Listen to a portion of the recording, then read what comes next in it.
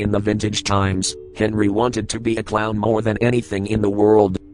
He had dreams of it, but when the moving circus and carnival came to town, they were looking for new clowns. Henry was totally in because this is a once-in-a-lifetime opportunity of achieving his dreams.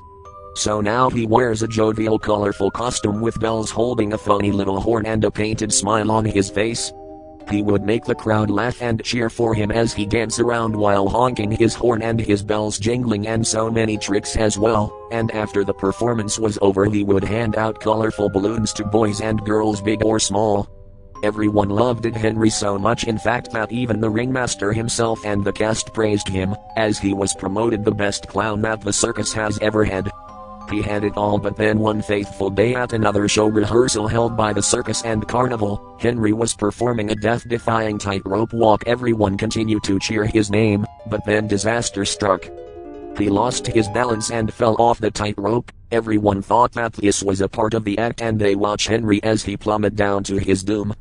And when he hits the ground, he landed on his neck, making a repulsive cracking sound for everyone to hear, and then he laid lifeless onto the floor. Everyone thought that this wasn't an act no more, and all of them began to start screaming in fear.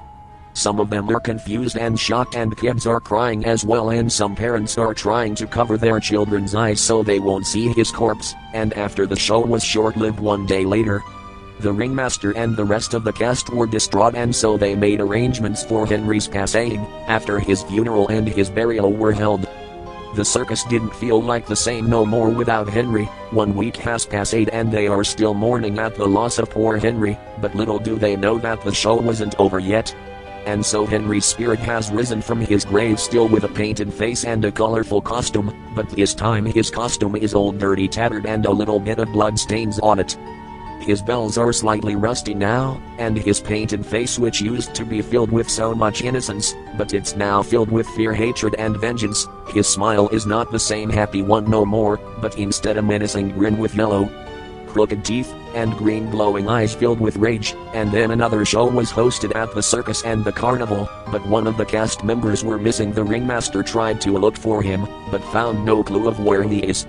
So he had the police to try investigate his disappearance, but he was never found. And then day after day another cast member disappeared, then another and another. One by one they all disappeared within days, and before the ringmaster knew it, all 30 of the cast members were gone. But then one day later, the police came up to the ringmaster and told him the news about the disappearance of the actors, and that they found their bodies in a swamp.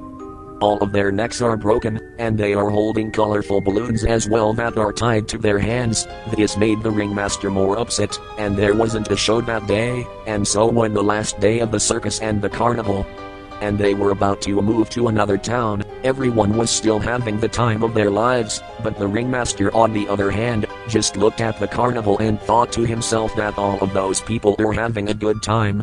And he also thought that how is he going to put on a show now, without his cast? And then when nighttime came, the carnival and the circus closed. When the ringmaster was about to go in his trailer, and then he would leave tomorrow along with the moving circus and carnival, he suddenly heard a jingling sound followed by a giggle and a honk that sounded familiar. He thought it was probably his imagination. But he heard it again, and then he heard the sound again a third time, but this time it ran past him. He looked behind quickly to see if anyone was there, but the results are nothing. He probably thought that he's just tired, so he continues to walk back to his trailer, but then he hears jingle right behind him, and then when he turns around, he is terrified to see the corrupted spirit of Henry. And this time he is still holding his clown horn along with a bouquet of balloons. The ringmaster starts panicking and telling himself that he must be going crazy and that this is a dream. He was backing away from him, but then he suddenly tripped on a rock backwards and then fell on his back. And then the dead Henry clown starts walking up to the ringmaster. He begins to laugh, and the last thing the ringmaster saw before becoming one of his victims was seeing Henry twisting his head 360 with horrendous bone-snapping sounds, followed by maniacal cackling, along with his bells jingling and honking his horn. And then when the construction team were about to take down the carnival and the circus, they decided to go in the tent first to take down the tent, and then when they got inside they are horrified to discover the dead body of the ringmaster laying on the floor, with his neck broken and holding a balloon.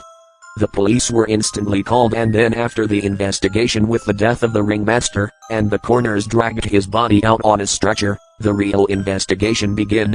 Detectives all over trying to find any traces of what this mass killer might be, and the case was called the Balloon Neck Clown Murders, and every time they would find a new corpse with a broken neck in the same position like Henry's victims, holding a balloon, they would all find the same, but Henry was never found, and now several years has passed, and it's now the modern days. The investigation of Harlequin Henry still remains a mystery, considering the fact that he is already dead and he is now a ghost, but legend has it if you are to go to another moving circus and carnival, you are very likely to see the spirit of Henry hiding in parts of the carnival, standing there smiling at you with a devilish look on its painted face, while holding his clown horn and a bouquet of colorful balloons, his bells slightly jingling in the wind. And he is even spotted riding on some of the rides or hiding behind corners of the circus tent, and he's even spotted inside the tent while people are watching the show, but he is hiding in a dark corner, just standing there menacingly. And when nighttime comes, the circus and carnival closes, and it becomes dead quiet. That's where he strikes. If you find yourself alone in a circus tent at night, and hear the familiar sound of a horn or a soft spectral giggle, along with bone-snapping sounds and jiggling, don't run, you've just been invited to the show that never ends, and you will be the main attraction. Harlequin Henry is still performing, and he's waiting for you to take your seat.